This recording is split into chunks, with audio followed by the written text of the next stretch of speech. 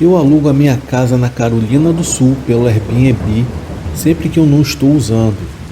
É uma casa modesta de 3 quartos e um banheiro. A casa fica perto da praia. 2 dos quartos são para hóspedes e estão acessíveis às pessoas que alugam a casa. O quarto principal eu mantenho trancado com as minhas roupas e pertences lá dentro, em vez de eu ter que ficar levando de lá para cá toda vez que eu for alugar a minha casa.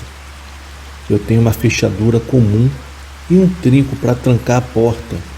Então, ninguém entra lá a menos que derrubem a porta ou quebrem a janela. Mas também não é como se eu guardasse algo de muito caro lá dentro. Principalmente, são apenas algumas roupas. Isso foi no início da primavera passada. Ainda estava muito frio em Massachusetts, onde moro a maior parte do ano. Eu queria dirigir até minha casa na Carolina do Sul por uma semana, pois a maior parte do tempo eu trabalho remotamente. Então, felizmente eu posso fazer isso quando eu quiser. Normalmente eu teria a minha faxineira de sempre para limpar a casa depois que cada hóspede saísse. O custo do serviço dela está incluído no preço do aluguel no Airbnb, mas como eu ia para lá logo após o locatário atual sair, então eu guardei o dinheiro da faxineira e planejei limpar a casa por conta própria. O último locatário era um cara chamado Ramon, e pelas nossas mensagens, ele me disse que estava alugando com a sua noiva e me perguntou por bons restaurantes para comer na área. Ele parecia bem confiável. Para dizer a verdade, eu sempre prefiro alugar para casais ou grupos menores de mulheres, em vez de grupos de homens jovens, porque geralmente são eles que vêm e se embebedam e potencialmente danificam o lugar. Comecei a minha viagem bem cedo, logo pela manhã. Foram cerca de 16 horas dirigindo, parando apenas para fazer um lanche rápido e para usar o banheiro. Quando eu cheguei em casa, já era por volta das 10 horas da noite. Destranquei e abri a porta da frente antes de voltar ao meu carro para pegar as minhas malas e entrar. Eu estava exausto da viagem e nem me dei ao trabalho de verificar o lugar ou ver se havia alguma bagunça. Fui direto para a porta do meu quarto para destrancá-la e me joguei na cama sem escovar os dentes ou fazer qualquer coisa que não tenha feito durante uma viagem de 16 horas sem parar. Então me arrastei para debaixo das cobertas e em questão de minutos eu já estava dormindo como se fosse um bebê. Você até pensaria que eu teria dormido a noite toda, mas não. Eu acordei em um quarto escuro. O relógio ao lado da minha cama marcava 11h30 da noite. Eu havia dormido apenas um pouco mais de uma hora, pois algo havia me acordado. Peguei o meu celular para verificar se havia alguma mensagem por hábito. Depois eu acendi o abajur, olhei ao redor do meu quarto e depois levantei e fui para a sala de estar. Então eu aproveitei o momento para começar a analisar o local e não notei nada, não havia nada de errado ou fora do lugar, nem o travesseiro, nem uma lata de cerveja, nada, absolutamente nada de errado estava com a casa. Então eu fui para os quartos e ambos estavam vazios, embora as cobertas de uma cama em um dos quartos parecessem ter sido mexidas. Então sim, eles vieram aqui para casa. Pensei que eles poderiam ter sido o casal mais limpo que já ficou em minha casa. Eu tenho uma câmera instalada na varanda da frente da minha casa.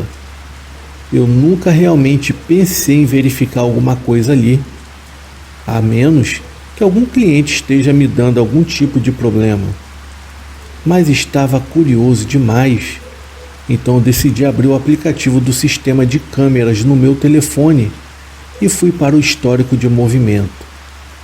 E ele capturou um homem entrando na casa via fechadura eletrônica 3 dias antes. Apenas um homem, embora não tivesse uma mulher com ele. Bem estranho, então verifiquei. para quaisquer outras atualizações do movimento.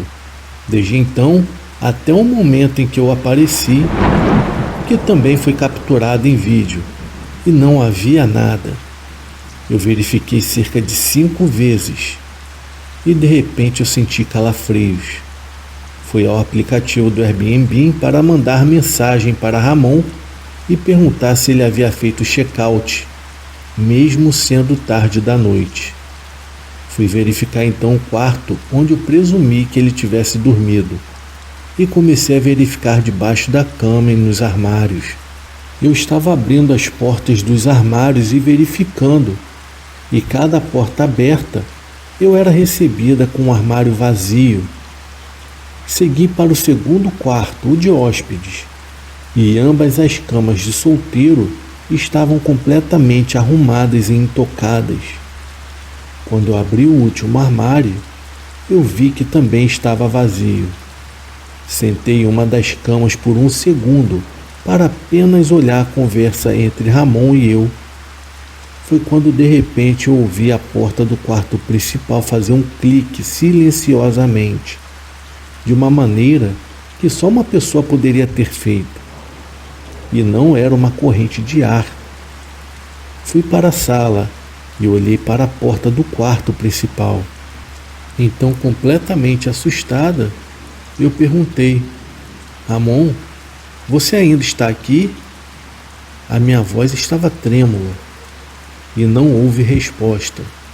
Eu pude ver que a luz ainda estava acesa no quarto por uma fenda na parte inferior da porta. Eu me ajoelhei para olhar por debaixo da porta e caí para trás, quando eu vi 2 pés parados não muito longe atrás da porta, talvez alguns centímetros de distância. Então eu fui até a minha gaveta de facas na cozinha, planejando pegar a maior faca que tinha lá. E quando eu fui ver, a faca já havia sido retirada dali.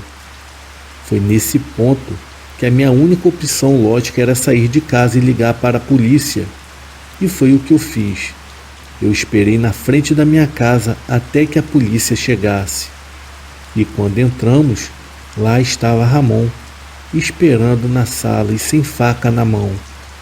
Ele falava com sotaque português e agia como se fosse inocente, dizendo que precisava de um lugar para ficar por mais uma noite. Ele negou ter pego a faca, que ficou convenientemente colocada de volta na gaveta, após alguns minutos de conversa com os 2 policiais, que estavam do lado de fora falando com Ramon para que ele se retirasse da minha casa. Em seguida, os policiais o liberaram e me disseram que eu deveria entrar em contato com a Airbnb para tentar resolver o problema com eles. Eu fiquei em choque. Eu senti que a polícia não fez o seu trabalho. Depois que todos saíram, eu mudei o código da fechadura da porta e entrei em contato com a empresa Airbnb sobre o que havia acontecido. Embora não tenha recebido o pagamento pelo dia extra no qual o Ramon havia ficado em minha casa. Aparentemente, eles o proibiram de usar o aplicativo novamente. Mas não parece ser uma justiça adequada, especialmente quando ele poderia ter estado me esperando para me esfaquear na minha própria casa e no meu próprio quarto.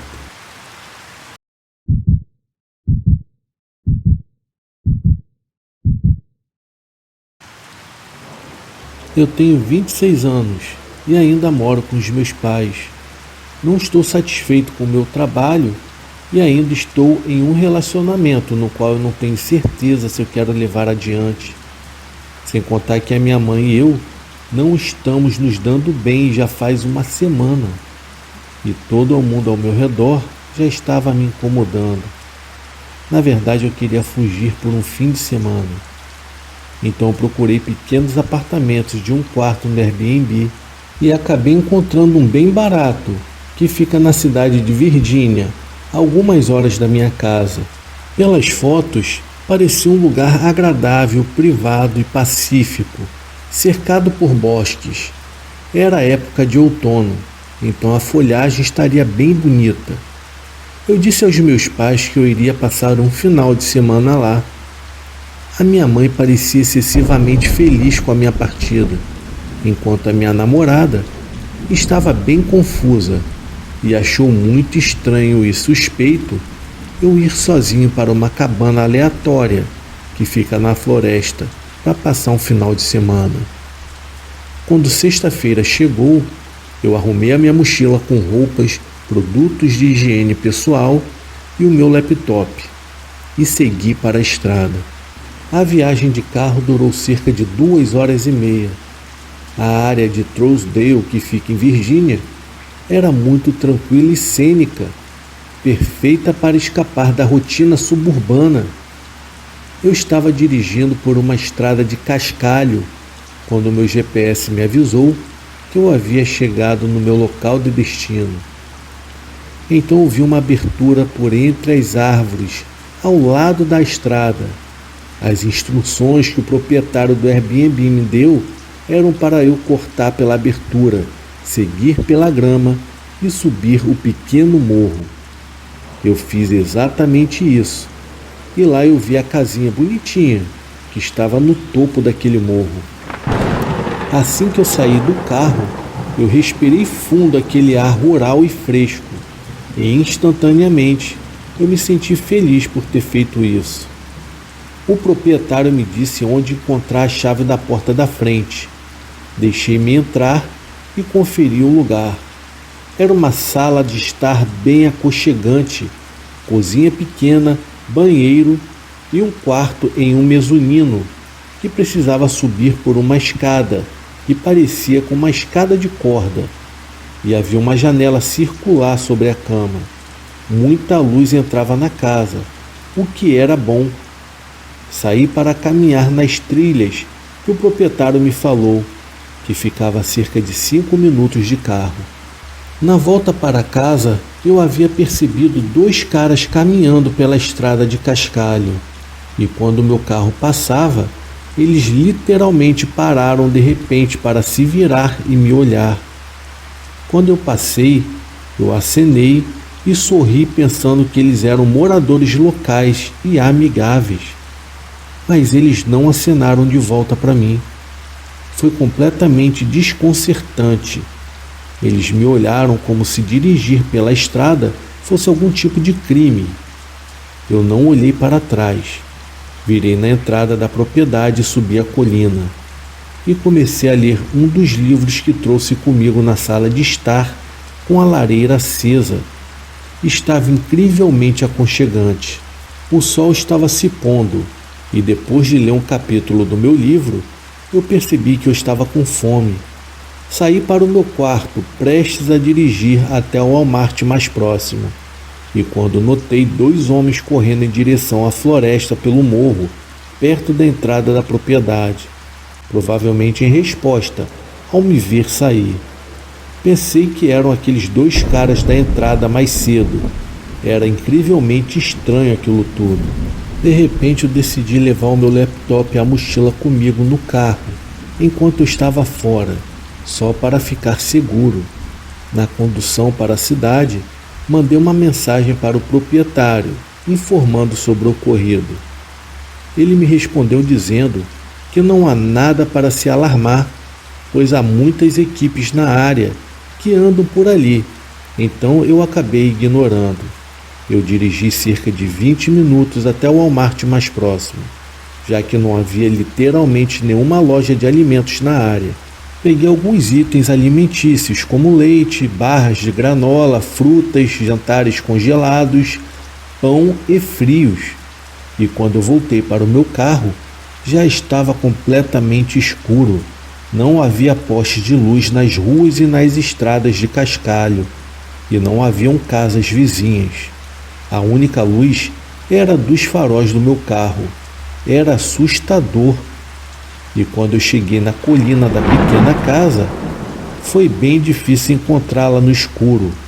Eu peguei a minha mochila, a sacola de compras e subi para casa em plena escuridão, usando apenas a lanterna do meu celular para enxergar alguma coisa. E uma vez dentro, travei a porta imediatamente. Foi assustador lá fora. Eu comi rapidamente e voltei a ler o meu livro perto da lareira. Tudo estava correndo bem, até que as luzes do quarto se apagaram subitamente, e a única luz em toda a casa era proveniente da lareira. Eu tentei ligar qualquer coisa elétrica, mas a energia tinha acabado. Eu tentei entrar em contato com o dono da casa novamente, e ele me respondeu rapidamente para verificar o disjuntor principal, que fica na caixa de circuito do lado de fora, perto do poste do telefone, nos fundos da casa. Eu já estava paranoico com o que havia acontecido antes e porque a energia havia sido cortada de forma tão aleatória. Algo estava errado, eu pensei comigo, e os meus pensamentos foram interrompidos quando eu ouvi um rangido no chão de madeira no canto mais escuro da sala, perto da porta do banheiro. Eu olhei rapidamente para lá e eu vi uma figura alta e sombria, iluminada apenas pela lareira. Foi então que o meu pior medo se realizou. Isso estava realmente acontecendo. Foi aí que uma voz suave, porém profunda e perturbadora, me disse para ficar calmo e dar tudo o que eu tinha. Eu estava tão assustado que mal eu conseguia falar. Disse que só tinha meu laptop e algumas roupas. Ele então me pediu para esvaziar minha carteira de todo o meu dinheiro, o que eu fiz enquanto ele ficava parado na porta. Ainda não conseguia ver o rosto dele. Ele me disse para eu ir para a cozinha e ficar para lá. E momentos depois, eu ouvi a porta da casa se fechar. Olhei para a sala e o meu laptop, a mochila e o dinheiro haviam sumido. Liguei silenciosamente para a emergência para relatar o roubo. E 20 minutos depois, um policial chegou. Descrevi os dois caras que eu havia visto andando na rua mais cedo, assumindo que eles estavam trabalhando juntos nisso. Basicamente, o policial só pôde me dizer que estariam atentos a qualquer pessoa que correspondesse às minhas descrições. Em seguida, eu enviei uma mensagem ao dono da casa para contar todo o ocorrido. E a princípio, ele foi bem simpático comigo e lamentou pelo ocorrido, mas deixou bem claro que não iria me reembolsar pela minha horrível experiência. Bom, uma viagem que eu pensei que seria uma forma de desintoxicação em um momento de estresse da minha vida, que apenas piorou. Felizmente, o meu laptop custava apenas cerca de $400 e eu não tinha levado roupas caras para essa viagem. Essa foi a experiência mais sinistra da minha vida.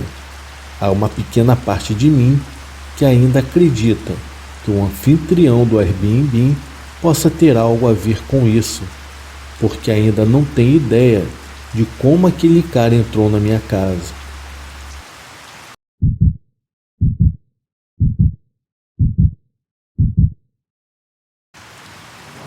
Algum tempo atrás, depois de alguns amigos e eu nos formarmos no ensino médio, celebramos no Parque Nacional das Montanhas Brancas.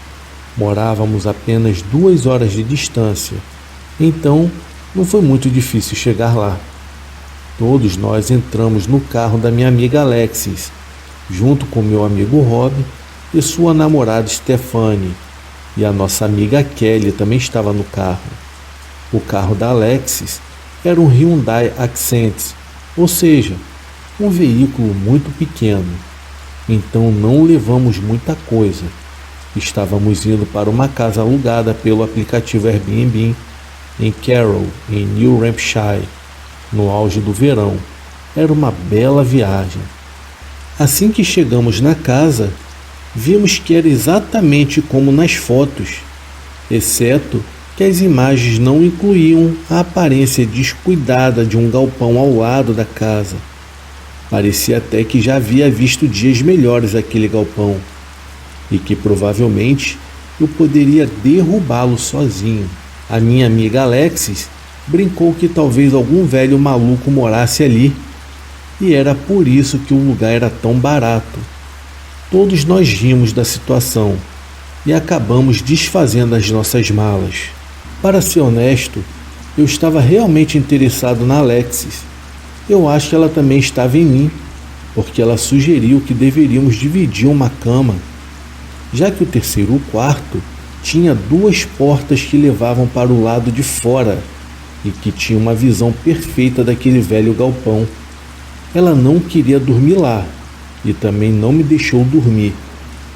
Então, nós 2 colocamos nossas coisas na sala de estar e fizemos do sofá-cama nossa cama. Mais tarde, todos nós nos sentamos na banheira de hidromassagem que fica na garagem / sala de recreação.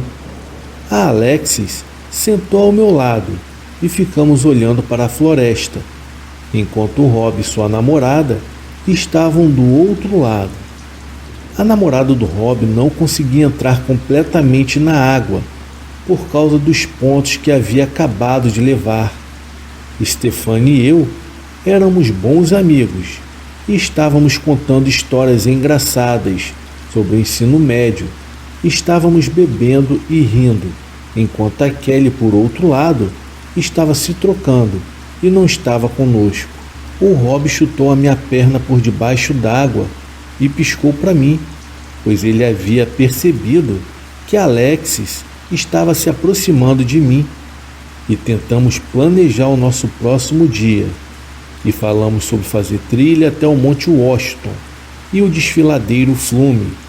Depois de um bom banho, eu deitei na cama com Alexis e assistimos um filme por um bom tempo, na verdade até as 2 horas da manhã, e depois saímos para fora de casa. A observação das estrelas aqui era supostamente incrível, e um pouco mais tarde a Kelly se juntou a nós. O que aconteceu a seguir foi difícil de explicar.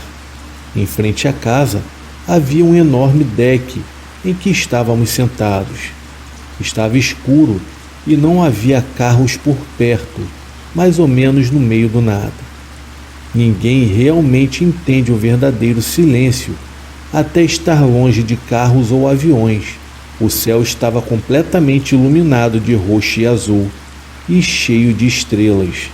Eu estava falando quando a Kelly me pediu para eu fazer silêncio, pois a poucos metros da varanda ela havia escutado alguns ruídos, como se algo estivesse se aproximando do deck. Definitivamente havia algo caminhando lá fora, mas eu falei que poderia ser algum guaxinim ou alguma raposa. Foi então que eu percebi que os passos soavam mais pesados. Foi quando eu olhei para Alex e o medo começou a se instalar, quando eu notei que no olhar dela estava voltado para um antigo galpão, onde os passos começaram. Então, rapidamente, eu conduzi as meninas para a cabana e tranquei todas as portas. Eu tentei explicar a elas que ainda assim poderia ser algum tipo de animal, e depois de um tempo, ambas se acalmaram. A Kelly voltou para o seu quarto e eu me deitei novamente ao lado da Alex. Na manhã seguinte, eu acordei com o Rob e sua namorada preparando o café da manhã na cozinha, pois tínhamos um grande dia planejado e fizemos muitas trilhas, esquecendo do que havia acontecido na noite anterior, exceto por Alex, que quando voltamos da trilha, ela sugeriu explorar um antigo galpão que ficava ao lado da casa, pois agora já estava claro, e nada de ruim poderia acontecer, certo?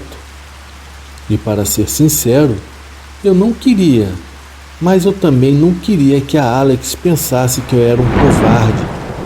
Então abrimos a porta de tela, investigando a primeira sala. Havia uma velha e balançante cadeira de madeira, que parecia quebradiça e prestes a desabar se eu tentasse sentar. A porta ao lado tinha uma dessas maçanetas de latão, mas estava bem enferrujada e amassada. E quando eu olhei para Alex, antes de agarrar a maçaneta, e ao abrir a porta, não havia muito no quarto. O chão era de terra e as janelas estavam sujas e havia muito lixo no chão. Então nós dois vimos que não tinha nada de errado com a casa e decidimos ignorar o local e nos juntamos aos outros do lado de fora. O Rob estava começando uma fogueira e uma conversa típica estava acontecendo. Eu desliguei a luz de emergência do lado de fora para deixar uma atmosfera do fogo ainda mais agradável. Algumas risadas e histórias foram compartilhadas. Rob e eu nos gabando de nossas realizações e coisas do tipo. Foi então que ficamos em silêncio rapidamente, pois havíamos escutado o mesmo som de pisadas da noite anterior, agora vindo por detrás da gente, perto da linha das árvores. Mas dessa vez era muito mais rápido e estava vindo em nossa direção. Então houve um flash de luz verde, iluminando todo o quintal por um momento. O que quer que estivesse correndo em nossa direção havia parado, pois os meus pensamentos foram interrompidos pelos gritos da Stefanie, quando ela correu em direção à casa. Atrás da gente, um grito de pavor ou uivo foi ouvido, um som ensurdecedor, que inicialmente pensamos ser uma sirene. Eu levantei imediatamente gritando para todos entrarem em casa. Stefanie deve ter visto o que quer que fosse que fez aquele som, e na minha pressa eu acabei derrubando a Kelly, que ainda não havia entendido toda a cena. Após encontrar as meninas na sala de estar, ligamos imediatamente para a polícia. E assim que o policial chegou na nossa casa, ele procurou em todos os lugares com a sua lanterna, mas não encontrou nada. Ele nos explicou que o clarão que vimos foi causado por um raio que atingiu uma linha de energia próxima ou transformador. Quanto à coisa que vimos, ele disse que provavelmente era um urso. No entanto, a Stefanie afirmou ter visto um homem curvado, com uma capa ou manta sobre ele. Para dizer o mínimo, não ficamos na casa na noite seguinte, devido à pura paranoia de alguém ou algo que havia nos perseguido na floresta. Desde então, não retornamos para as montanhas, pois ficou uma dúvida: o que era aquela coisa que estava perambulando ao redor da nossa casa?